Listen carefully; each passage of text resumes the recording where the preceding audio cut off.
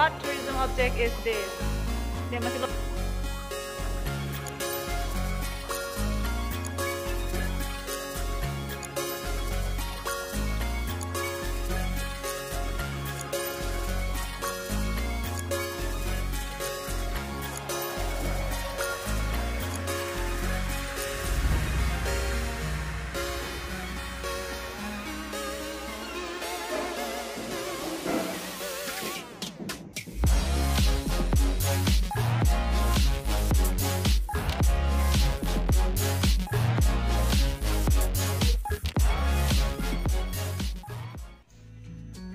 Salam dan bahagia.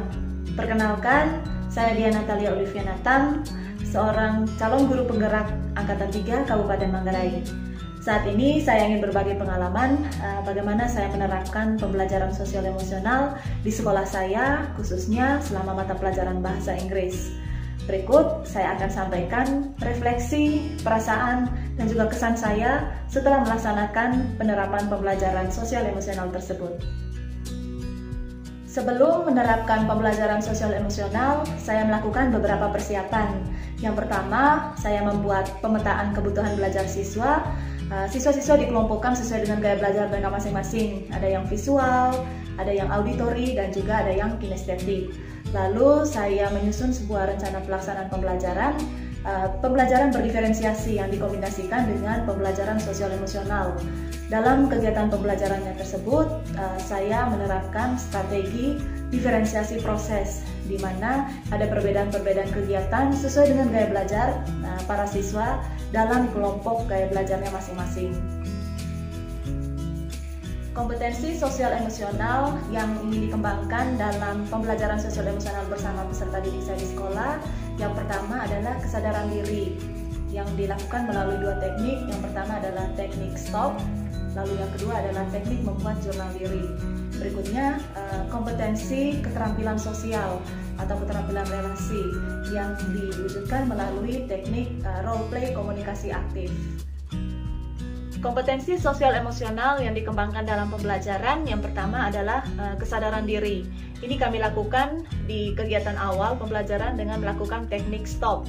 Jadi peserta didik saya ajak yang pertama stop melakukan aktivitas yang sedang mereka lakukan. Lalu yang kedua take a breath.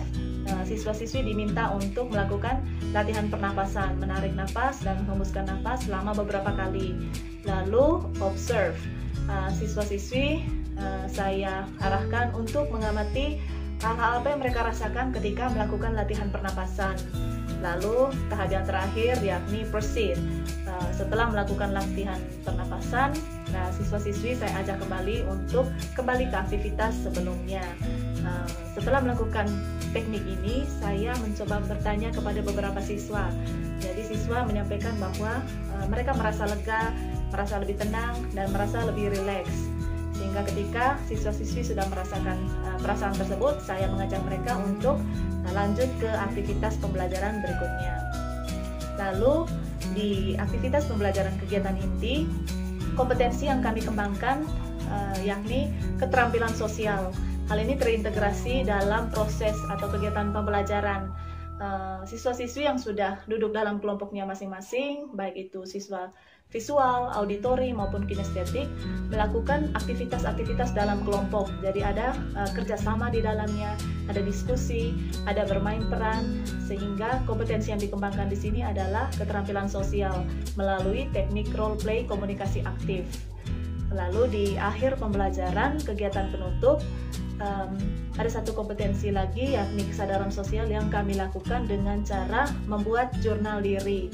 Jadi siswa-siswi melakukan refleksi, mengisi tabel refleksi yang telah disediakan, yang saya sediakan, dan menjawab pertanyaan-pertanyaan reflektif terkait pembelajaran yang telah mereka terima atau mereka ikuti.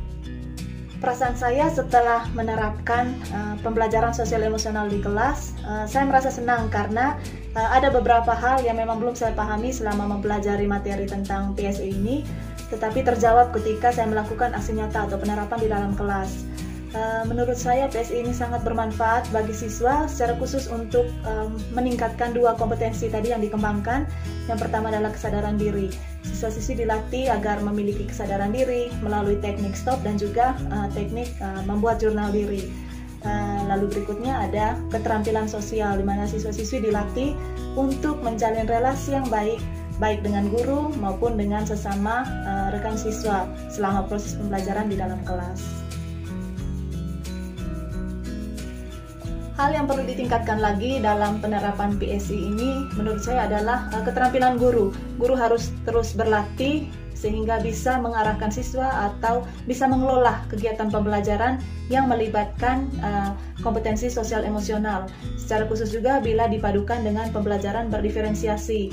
Bagaimana guru bisa mengatur atau memanage kelas agar alokasi waktu yang disediakan betul-betul mencukupi dari kebutuhan pembelajaran para siswa, sehingga proses pembelajaran bisa berjalan maksimal dan kompetensi sosial emosional yang ditekankan atau ingin dikembangkan bisa diwujudkan dengan baik.